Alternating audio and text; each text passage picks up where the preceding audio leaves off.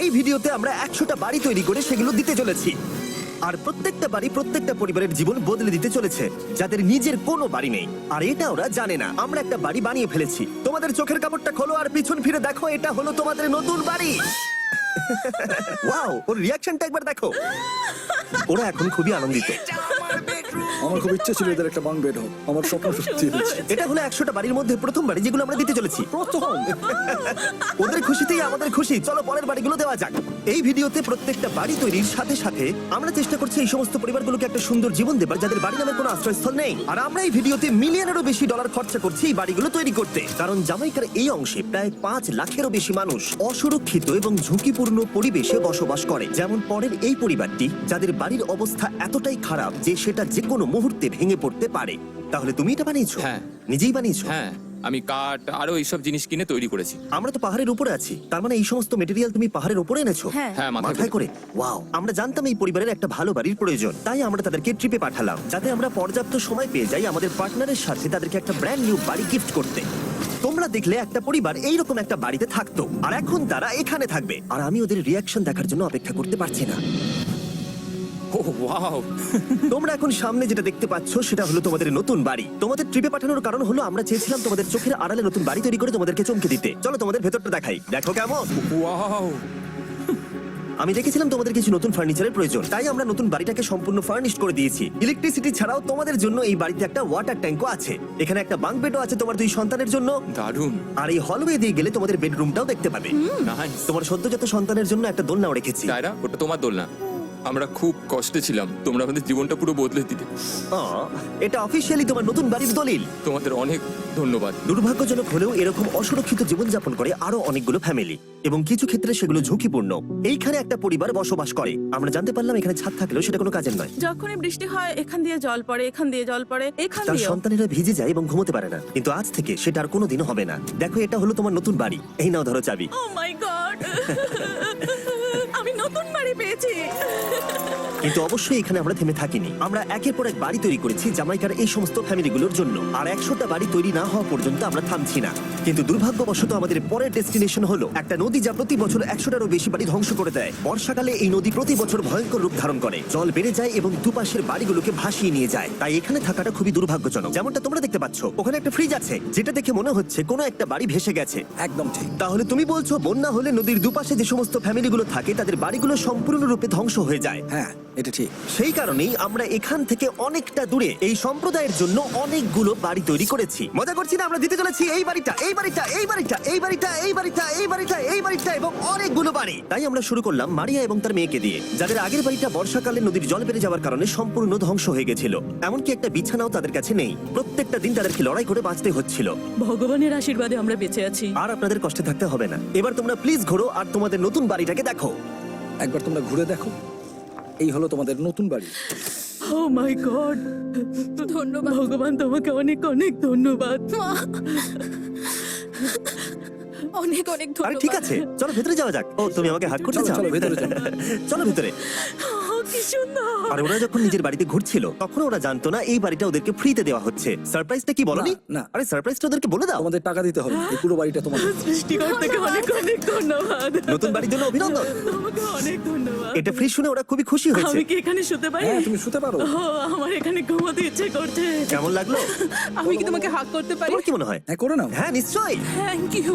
এই জন্য আমরা এরকম ভিডিও করি। দেখো ওরা কতটা খুশি। আমি আন্তরিকতার সাথে ধন্যবাদ আমার জানাচ্ছি। মনে হয় তোমাদের আর কোনো চিন্তা থাকবে না। এটা হলো তোমাদের নতুন বাড়ি। নতুন বাড়িতে তোমাকে স্বাগত। এই সদ্যজাতর জন্য একটা দোলনাও এনেছি। বাবু, আমাদের কাছে এখন একটা বাড়ি আছে।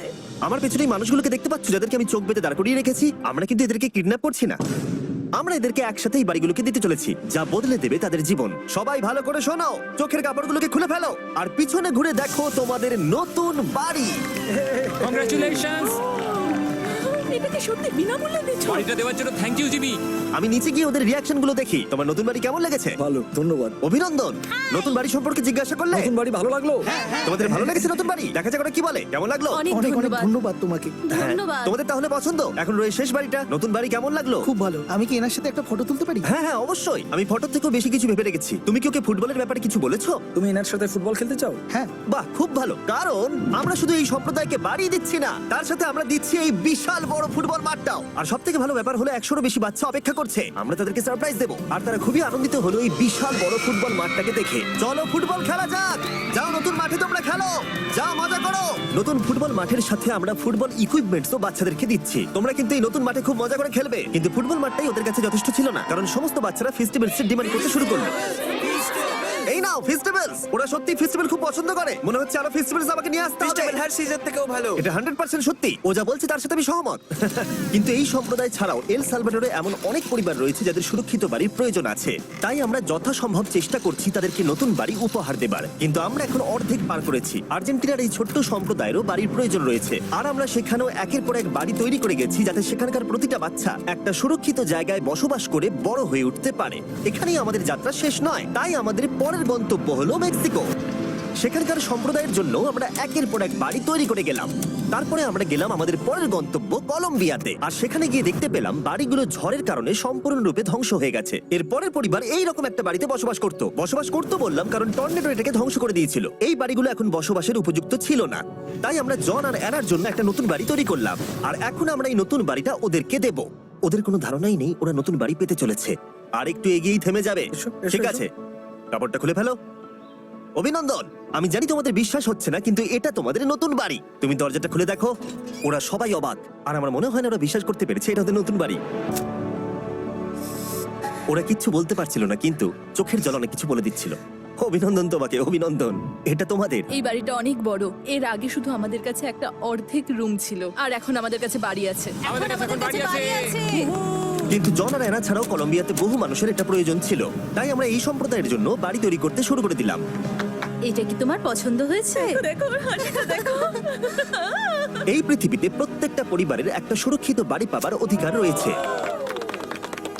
কিন্তু প্রতিটা বাড়ি তৈরি করাই এতটা সহজ ছিল না। আমি ভুল করে দরজার লকটাকে ভেঙে ফেলেছি। বাইরে জিনিসগুলো রয়েছে যেগুলোকে ভেতরে নিয়ে যেতে হবে। এদিকে ফ্যামিলিটাও এগিয়ে আসছে। জানলা তো গ্রিল লাগানো আছে, তাই খোলা যাচ্ছে না। আমি এবার বুঝতে পারছি না কি করব। খুলছে না ভাই। ঠিক আছে, পরিবারটা চলে এসেছে, সময় এবার শেষ। আমি কোনো স্বপ্ন দেখছি না তো। এই তোমরা কেমন আছো? এই এদিকে চলে এসো। ঠিক আছে, যাই হোক, আমি ভুল করে দরজার লকটাকে ভেঙে ফেলেছি আর দরজাটা এখন খুলছে না।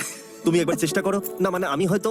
হ্যাঁ, পেয়ে গেছি। আরে এ কি, তুমি কি করে করলে? এই তো। আমরা কিছুই পারি না। চলো সবাই এগুলো ধরো। সত্যি কথা বলতে আমি তালা খোলার ব্যাপারে অতটা জ্ঞানী নই। তোমরা ভেতরে যেতে চাও? ওরা কিন্তু এখনো পর্যন্ত এখানে কোনো ফার্নিচারই দেখেনি, কিন্তু এখন থেকে তাদের কাছে একটা বাড়ি রয়েছে যেটা তাদেরকে সুরক্ষিত রাখবে। আমরা এটাও শুনেছিলাম তাদের কাছে যাতায়াতের কোনো উপায় ছিল না, আর তাই আরেকটা সারপ্রাইজ, আমরা তোমাদের জন্য একটা ব্র্যান্ড নিউ মোটরসাইকেল এনেছি। এই নাও চাবি। অনেক অনেক ধন্যবাদ। কোনো ব্যাপার নয়। ইয়েস, এখন তোমার কাছে নতুন বাড়ি আছে আর মোটরসাইকেল আছে। আর এই পরিবারটা ছাড়াও আমি লক্ষ্য করেছি যারা বাড়ি পেল তাদের বাড়ি ছাড়াও যাতায়াতের সমস্যাও ছিল, আর আমি এখন সমাধান করব। হলো এটা,